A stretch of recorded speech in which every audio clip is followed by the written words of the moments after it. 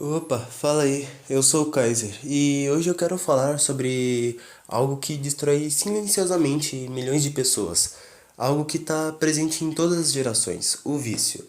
Bom, esse vídeo vai ser dividido em duas partes e nessa primeira eu vou focar nos vícios de substâncias. Então se prepara porque talvez você perceba que o vício é muito mais próximo de você do que imagina. Bom, então vamos começar entendendo que o pensamento que vício, às vezes a gente pensa que o vício é uma fraqueza de vontade, porque as pessoas parecem sucumbir a ele. Mas é algo bem mais profundo. Existe a dependência psicológica, o desejo intenso de consumir. Um exemplo simples disso é a vontade de comer doce. Às vezes você não quer, mas acaba comendo porque é extremamente prazeroso.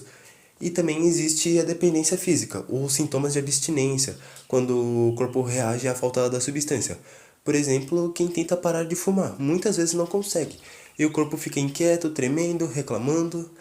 A maior parte dos fatores que influenciam o vício são emocionais e sociais. Se você convive com pessoas que fumam ou cresceu em um ambiente assim, você começa a desejar aquilo quase sem nem perceber. Mas a grande questão é o que exatamente acontece no cérebro quando alguém se torna dependente. Bom, quando alguém usa drogas, ela ativa um circuito no cérebro chamado de circuito de recompensa. É ele que faz você sentir prazer e muitas vezes continuar usando a substância. O principal mensageiro desse circuito é a dopamina. Quando ela é liberada, você sente um prazer intenso, diferente de qualquer coisa que já tenha experimentado.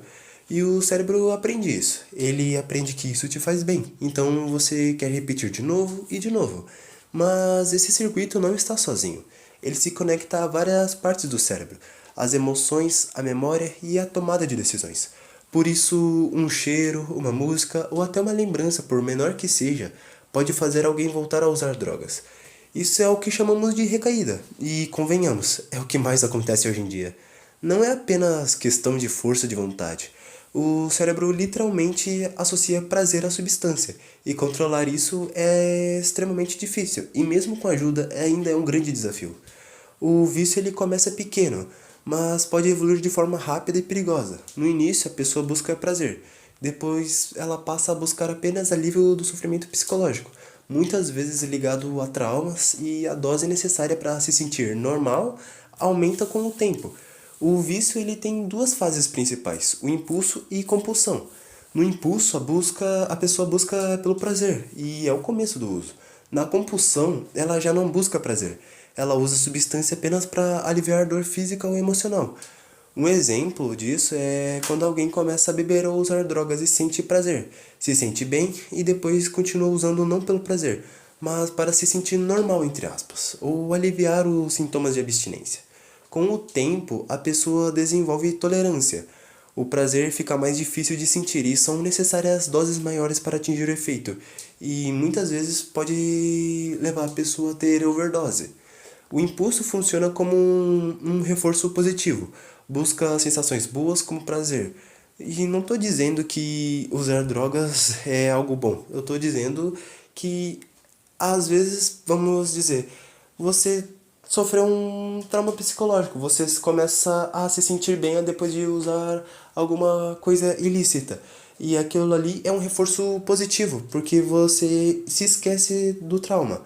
E já a compulsão é um reforço negativo, busca reduzir as sensações ruins como ansiedade, sofrimento e abstinência. Essa mudança do impulso para a compulsão é gradual, mas inevitável, se o vício avançar, é claro. E não pense que vício é só sobre drogas. Qualquer coisa que gere prazer intenso pode ativar o mesmo circuito e se tornar um vício. O vício não afeta apenas a mente, ele destrói o corpo aos poucos. Bom, vamos começar pelo álcool então, uma das substâncias mais consumidas no mundo.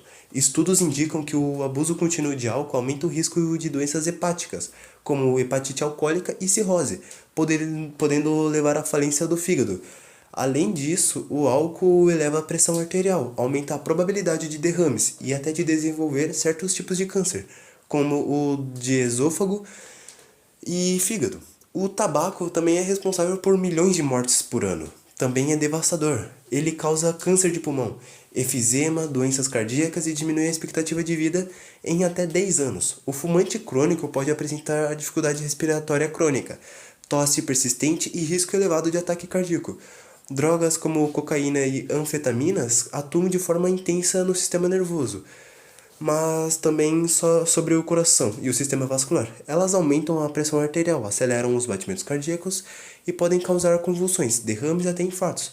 O consumo prolongado pode levar a danos cerebrais permanentes, comprometendo memória, atenção e tomada de decisões. Os opioides, por sua vez, são altamente perigosos. Substâncias como heroína e analgésicos potentes podem causar depressão respiratória, que é a principal causa de overdose fatal. Só nos Estados Unidos, mais de 100 mil pessoas morrem por ano devido à overdose de opioides, o que mostra o risco extremo dessas drogas. E não podemos esquecer dos sintomas de abstinência. Quando alguém tenta parar de usar essas substâncias, o corpo reage de forma intensa. Tremores, sudorese, insônia, náusea, vômitos, ansiedade e irritabilidade. Esse conjunto de sintomas faz a pessoa voltar a usar drogas, mesmo sabendo do risco. Além do corpo, o vício muda profundamente a mente. Quem é dependente frequentemente apresenta alterações de humor intensas. Ansiedade, irritabilidade e depressão são comuns. A pessoa pode se sentir desesperançada, com baixa autoestima e ter dificuldade de lidar com situações cotidianas. O vício também prejudica a capacidade de tomar decisões. O cérebro se adapta à presença da substância, tornando difícil resistir ao impulso de usar novamente.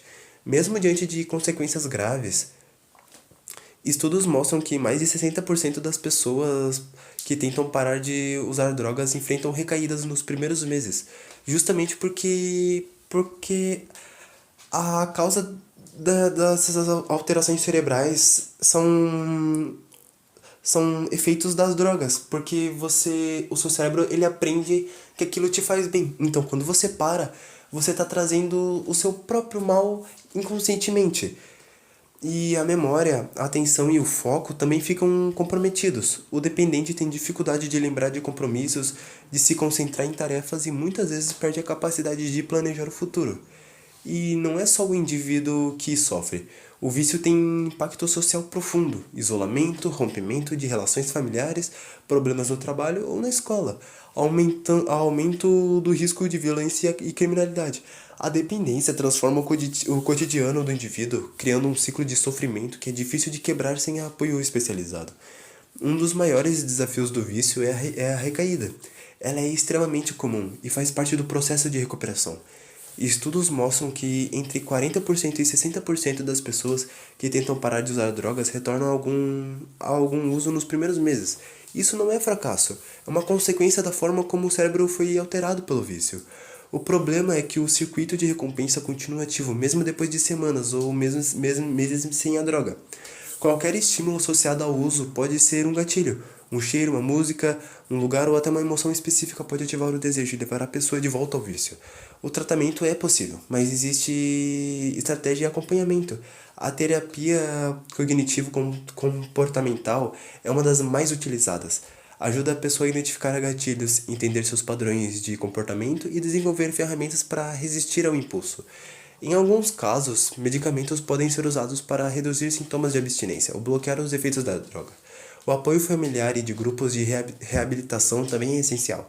A recuperação não acontece sozinho. Mas, mesmo assim, a jornada é longa. Muitas pessoas passam por recaídas e cada tentativa é uma oportunidade de aprender e se fortalecer. O mais importante é entender que o vício não é fraqueza de caráter. É uma questão de saúde que exige atenção, conhecimento e suporte especializado. Bom, se você assistiu até aqui, é porque o conteúdo chamou sua atenção, e isso já é muito importante. Esse vídeo ele é apenas a primeira parte. Eu foquei mais nos vícios de substâncias, e na parte 2 eu vou abordar outros tipos de vícios, como os tecnológicos, jogos de azar, pornografia e mais. Eu separei em 2 partes justamente para explorar cada tipo de vício com mais profundidade e explicar tudo de forma bem detalhada para vocês. Bom, eu sei que tem bastante erros de português, claro, mas é isso. Eu tô um pouco doente, mas eu tô trazendo o vídeo para vocês. Então, bom, é isso. Valeu por terem assistido. Não esquece de deixar o like, se inscrever no canal e comentar o que vocês querem que eu traga nos próximos vídeos. Falou e até o próximo vídeo.